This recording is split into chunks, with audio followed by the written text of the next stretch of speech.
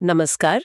आज हम भगवत गीता की बिल्कुल शुरुआत पर बात कर रहे हैं, एकदम पहले श्लोक पर। हाँ, जहाँ से ये सारी दिव्य बातचीत शुरू होती है। और ये शुरू होती है एक सवाल से, अंधे राजा धृतराष्ट्र का सवाल अपने सचिव संजय से। जी। सोचिए माहौल कैसा है।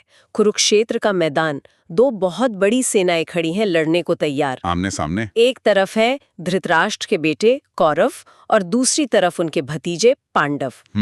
पर मजे की बात यह है कि इसे सिर्फ युद्ध भूमि नहीं कहा गया, इसे कहा है धर्म क्षेत्र। सही कहा, धर्म क्षेत्र मतलब एक पवित्र जगह। हाँ, जहाँ शायद सिर्फ युद्ध नहीं, धर्म का फैसला होना है। बिल्कुल। और ऐसे में धृतराष्ट्र पूछते हैं संजय से, जिन्हें व्यासदेव की कृपा से दिव्य दृष्टि मिली हुई है। हाँ, वो महल में बैठे ही सब देख सकते हैं। हाँ, वो पूछते हैं, धर्म क्षेत्रे कुरुक्षेत्रे समवेता युयुत्सवः मामका पांडवाश्चैव किम कुरुवत संजया।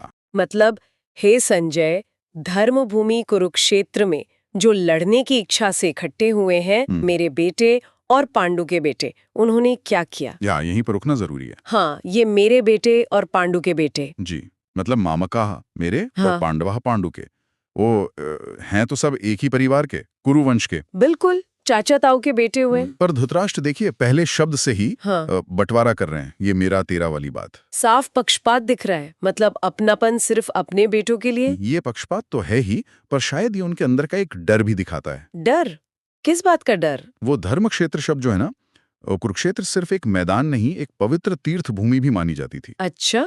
और धृतराष्ट्र को ये पता है कि पांडव, युधिष्ठिर वगैरह वो धर्म के रास्ते पर चलने वाले लोग हैं, गुणी हैं। हाँ, ये तो सब जानते थे। तो उन्हें कहीं ना कहीं ये डर है कि ये पवित्र जगह, ये धर्म क्षेत्र कहीं पांडवों का साथ न दे दे। ओहो, मतलब जादेता असर। बिल्कुल, कि कहीं इस जगह की पवित्रता ही उनके बेटों की हार का कारण न बन जाए। और ऊपर से हाँ, सोचिए, भगवान कृष्ण खुद अर्जुन के सारथी हैं पांडवों के साथ। हाँ, ये तो सबसे बड़ा फैक्टर था। तो धृतराष्ट्र का सवाल सिर्फ ये नहीं कि क्या हो रहा है, उनके मन में चिंता है, एक तरह की आशंका है कि नतीजा क्या होगा, खासकर उस पवित्र जगह पर। ये बात तो है। उनका डर तो मतलब पहले श्लोक से ही सामने आ गया। बिल्कुल। और संजय ये सब देख रहे हैं अपनी दिव्य दृष्टि से। हाँ, और इस श्लोक का जो तात्पर्य या व्याख्या दी जाती है ना, वो इसी बात को और पुख्ता करती है। क्या कहती है व्याख्या? वो कहती है कि इस धर्मभूमि पर युद्ध का नतीजा असल में पहले से तय है। जैसे किसान खेत से जंगली पौधे खरपतवार निकाल फेंकता है, हाँ, ताकि फसल अच्छी हो। बिल्कुल। वैसे ही ये धर्म क्षेत्र कुरुक्षेत्र जो है, यहाँ धृतराष्ट्र के पुत्र जैसे जो अवांछित मतलब अधर्मी तत्व हैं, उनका सफाया होगा। और धर्म की स्थापना होगी। हाँ, युधिष्ठिर जैसे धार्मिक व्यक्ति की धर्म की स्थापना होगी। ये उस स्थान का प्रभाव है। ये किसान वाला उदाहरण काफी सोचने वाला है, कि जैसे प्रकृति खुद ही संतुलन बना रही हो। हाँ, एक तरह से। और व्याख्या में एक और जरूरी बात कही गई है। वो क्या? कि गीता को समझने का सही तरीका क्या है। मतलब इसे अपनी मनमर्जी से, अपनी सोच के हिसाब से तोड़ मरोड़ कर नहीं समझना चाहिए। अच्छा, तो फिर कैसे? इसे उसी परंपरा में समझना चाहिए जिसमें ये कही गई, किसी सच्चे भक्त या गुरु की मदद से, जो भगवान कृष्ण की बात का सही अर्थ समझता हो।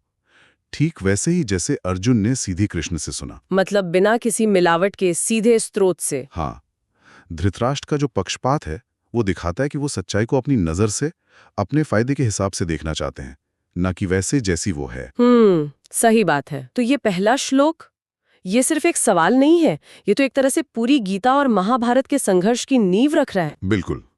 धर्म का संघर्ष, एक पवित्र जगह पर उसका नतीजा, देखने वाले का नजरिया, उसका डर, उसका पक्षपात, सब कुछ इसी एक श्लोक में सिमटा हुआ लगता है। और ये वाकई सोचने पे मजबूर करता है कि क्या किसी जगह का माहौल, उसकी पवित्रता या उसका इतिहास वहां होने वाली चीजों पर, लोगों की सोच पर इतना असर डालता है? हाँ, ये एक बड़ा सवाल है।